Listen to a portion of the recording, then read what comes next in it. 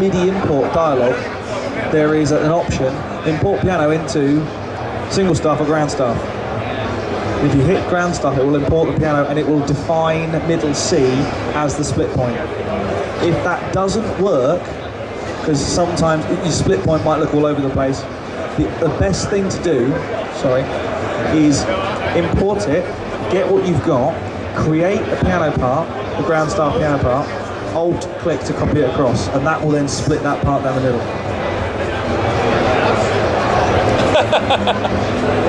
My eyes went back of my head too, yeah. It should be the most basic thing ever. It's in the MIDI file dialog. When you import a MIDI file, it is in the dialog. If you haven't clicked that radio button, it won't import into a ground staff. Right. File. No problem. File. Import. Actually, let's just open one. I'm going to put one somewhere. So let me find a MIDI file rather than. I haven't got anything on it, have I?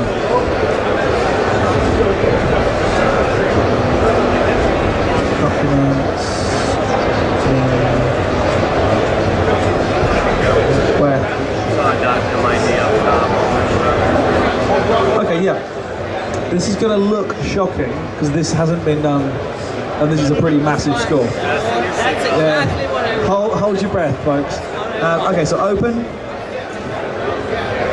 Now, here we go. Here's our MIDI file dialog. Now, somewhere here is an option, a notation to ground staff, keyboard staves, automatic or fixed. So automatic will generally work.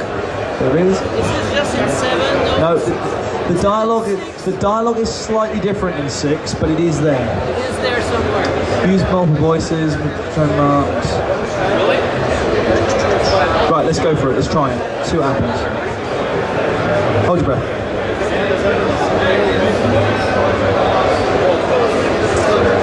It's a quick process. Oh. It's faster than Finale, I think. Yeah, that score's pretty vast because Jessica as a track is about 8 minutes long. So. In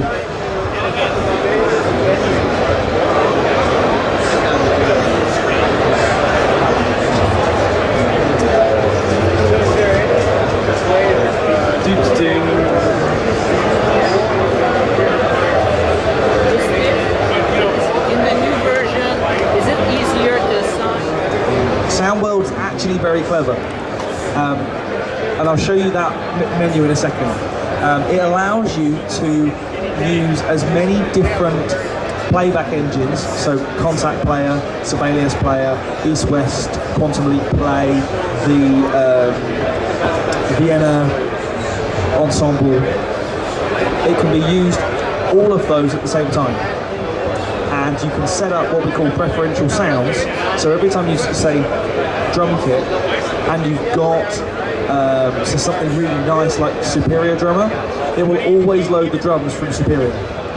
Likewise, if you've got the grand piano from the Native Instruments Grand Library, and you always want to set that up as your preferred grand piano, that will work as well.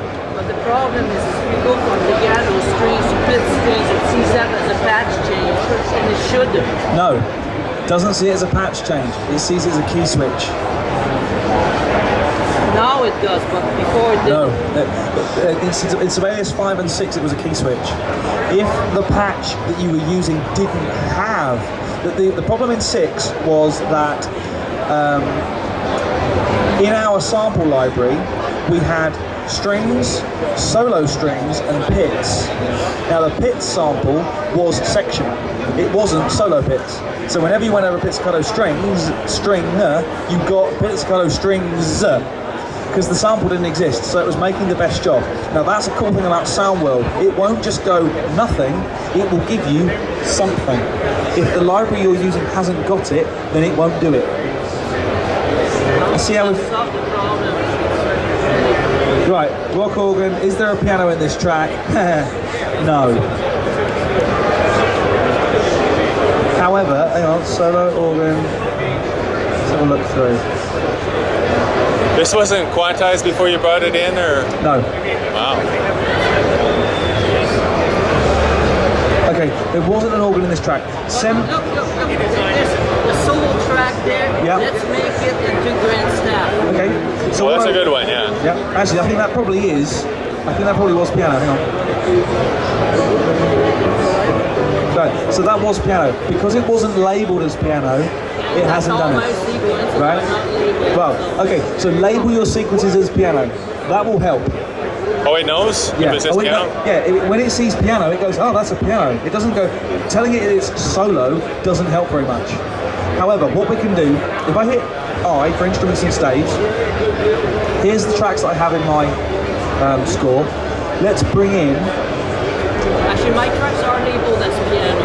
I just go and import it into grand staff directly from a MIDI file. Here's piano. I'm going to drop it down so it sits below solo so I can see it a bit easier. Yeah, here it is. Yeah, it's fine.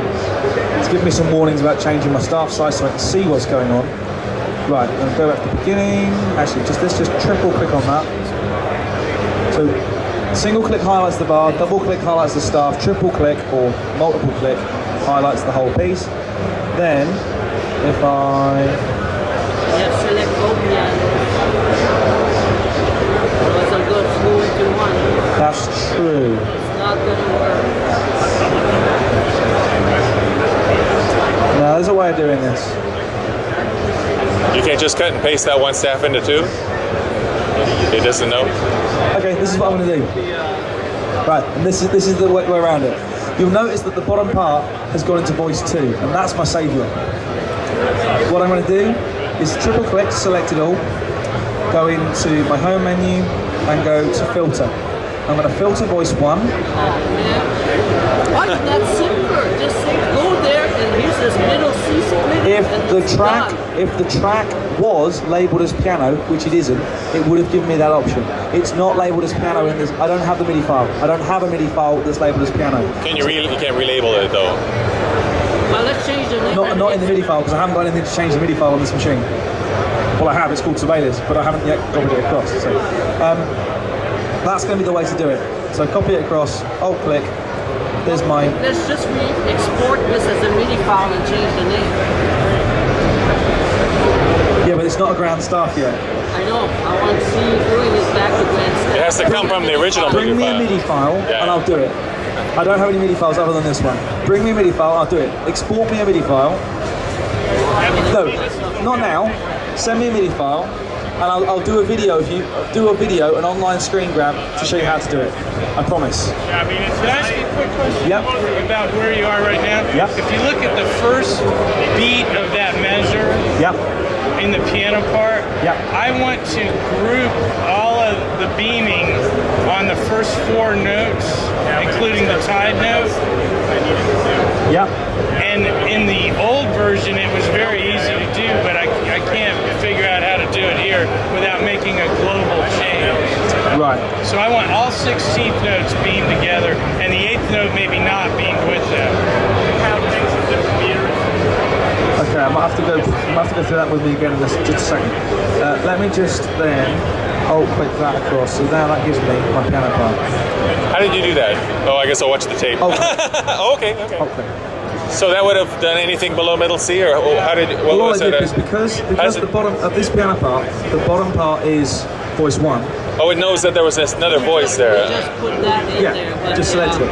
But what I'm going to do, just to get rid of this piano part, just to get rid of this solo part, is delete it.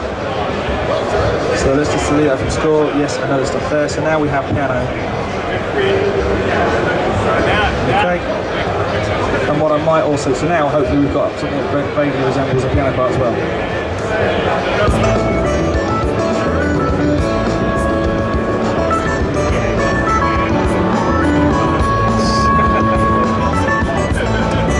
Top Gear? I don't know, do they use that theme for American Top Gear? It's Okay. Jessica by the Almond. It is, yeah. But in the UK, no one knows it's Jessica. They know it's the theme from Top Gear. Is it a TV show? Yeah. Okay, so explain this beaming thing to me again. You want? Okay, so this isn't a good musical example, but let's say I wanted to beam all the 16th notes in the second half of the first beat together. So I'm going to use finding ribbon for this because I can't remember where it is in the new ribbon. So if I call it beam groups, bash, there we go, beam groups. So how did you do find in rhythm? What got you to find in rhythm? What do you mean, sorry? You said you wanted to find beam groups in rhythm? Find in ribbon. Ribbon. This is the ribbon controller. Okay, find in ribbon is this thing up here.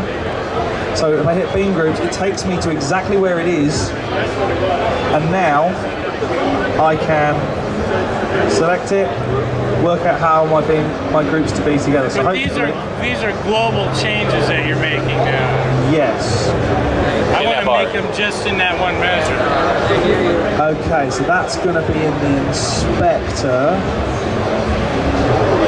I think. Let me have a look.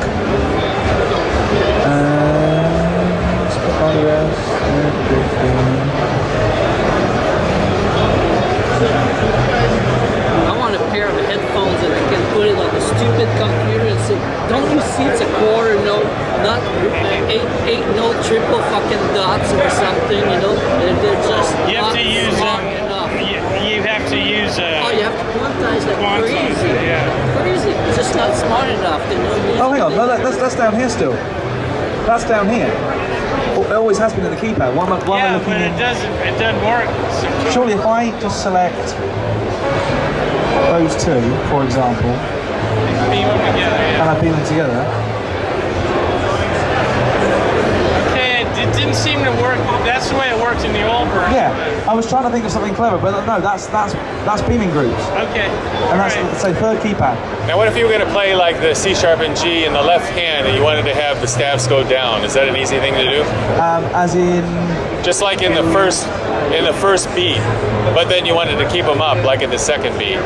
You know what I mean? so you want these down, but that up. Yeah, the first, like the C sharp and the G, and the first. That's because it's grouped. Maybe I can. Can I still stop being like? Some of the pianists I do arrangements for, they want to see the left hand, go in a certain way. So you know what I mean? Yeah. Thinking.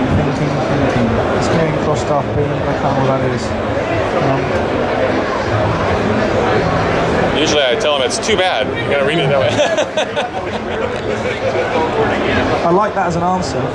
Crossed up being right. Okay, here we go. Yes, select that, please. Thank you very much. It seems like in Finale there's a shortcut where you can like change the beam up or down, but you can't really split it. I can do it. I mean, not the beam, but I can do X, which will flip. But why couldn't you flip just a part of the chord? You know what I mean? Because it's at the moment. If I change the beam group on this one to be an end beam, then you can do that. Then I can do it. But if you wanted to split it in the middle, the group, you know what I mean? I can't because of the way that they group together. If I select this one and flip, it's going to flip the whole thing. I know what you mean. But if I wanted to play part of that chord in the left hand, like in a classical piece, you know what I mean? It would have to go down. That's right. And it's great for horn players that they all go up. You know what I mean? But for pianists, they want to see the left hand demarcated, a particular way. Okay. I'm not a pianist, so I couldn't say that. I can't figure out how to do a finale either, so I think it's just I don't know what it is. Drop me an email and with a feature suggestion, and I'll. Okay. I'm not here to make your day miserable. It's just it gets super frustrating. I gotta have some answers on a few things. If I don't know them, I'm not going to make something up. The best thing for me to do is say, drop me an email, give me a contact, and then if I can't find out, I know someone who will. For example, let's say you have a MIDI file, quartet strings. So you got 4 tracks. You export it as a MIDI